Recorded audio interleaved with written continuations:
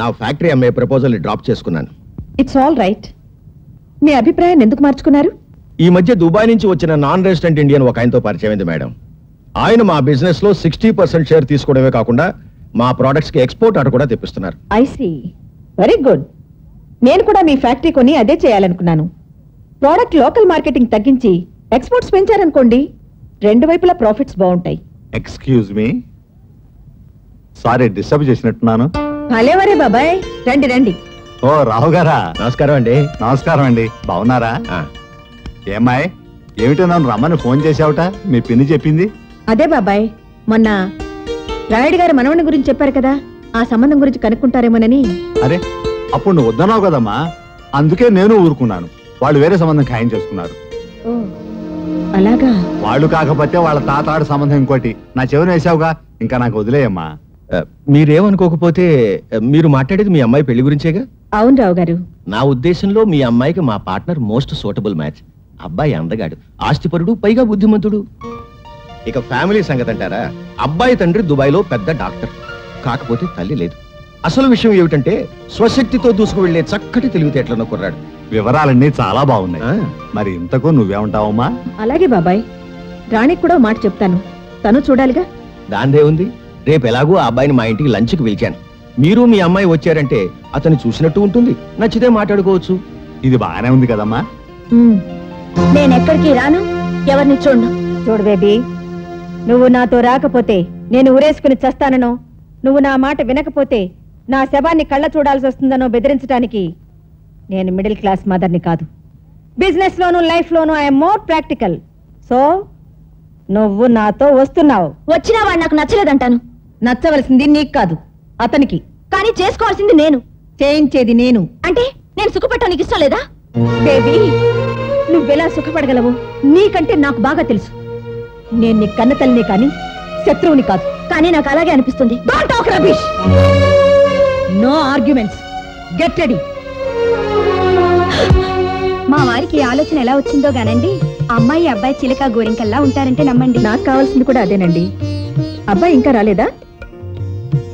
అడుగు, మాటల్లోనే వచ్చాడు.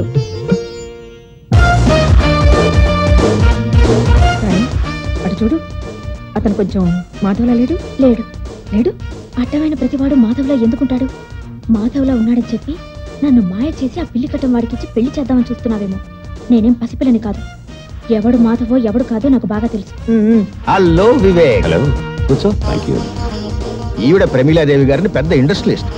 నమస్కారం అండి. నమస్తే. ఈ అమ్మాయి వారమ్మాయి, పేరు రాణి. స్వీట్ మీ.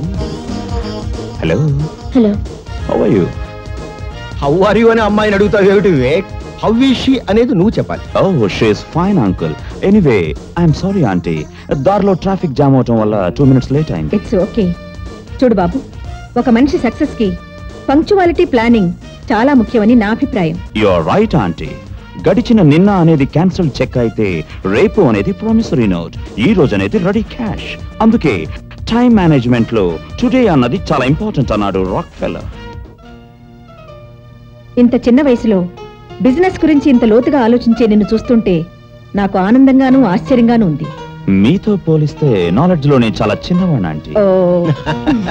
బాగుంది. మీ ఇద్దరు ఇలా ఒకరినొకరు అభినందించుకోవడం చూస్తే నాకు ఆనందంగానే ఉంది. ప్రమీలాదేవి గారు, మా ఇల్లు చూడకూడదు ఒకసారి? నువ్వు కూర్చోమ్మా, వివేక్ కంపెనీ ఇవ్వు. రండి.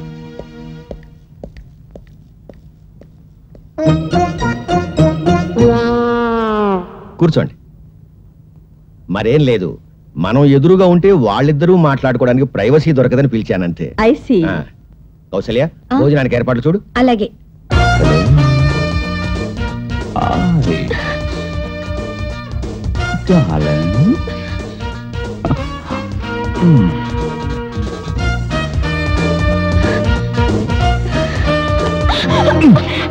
అందుకే నిన్ను తింగర్ బుచ్ అనేది.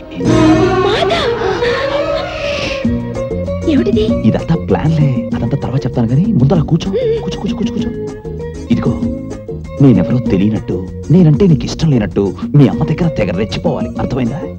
అలా చేయాలంటే నువ్వు పని చేయాలి. ఏం చేయాలి? నాకు ముద్దు పెట్టాలి. అబ్బాయి నచ్చాడండి.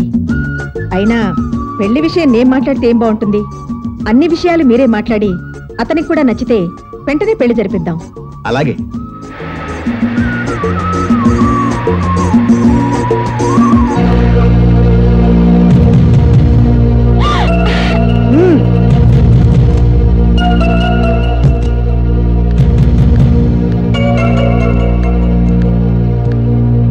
మీ అమ్మ చేసిన తప్పుకి నువ్వు క్షమాపణ అడగడానికి వచ్చావా? కాదు, నిన్ను నడి బజార్లో నిలదీయడానికి వచ్చాను. అది నీ తరం కాదు. ఆహా, కంగారుగా కారు దిగావంటే పొగరు దిగిందేమో అనుకున్నాను. ఒట్టి కారే దిగావన్నమాట. నువ్వు నన్ను కారు దించితే నిన్ను నేను నా కాళ్ళ దగ్గర దించుతాను. నీ కాళ్ల బేరానికి రావాల్సిన అవసరం నాకు లేదు. నువ్వే నా కాళ్ళు కడిగి నెత్తిన నీళ్లు చల్లుకునే అవకాశం అల్లుడిగా తొందరలోనే నీకిస్తాను.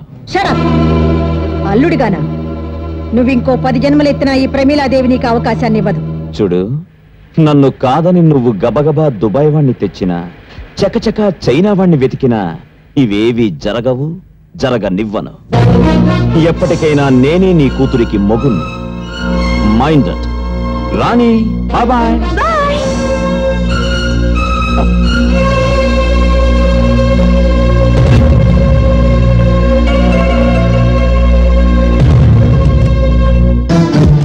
సుమిత్ర, నేనేమిటో తెలిసి కూడా నువ్వు నా మీద ప్రయోగాలు చేస్తే నీ కొడుకు నీకు దక్కడు. నడి రోడ్డు మీద నీ కొడుకు నన్ను నిలదీయడం, అదిరించి బెదిరించి అల్లుడు కావాలనుకోవడం నీ ఆలోచన అయితే అర్జెంటుగా నీ పద్ధతి మార్చుకోవడం మంచిది. లేకుంటే ఈ ప్రమీలాదేవి పరపతేంటో ప్రాక్టికల్ గా చూడాల్సి ఉంటుంది.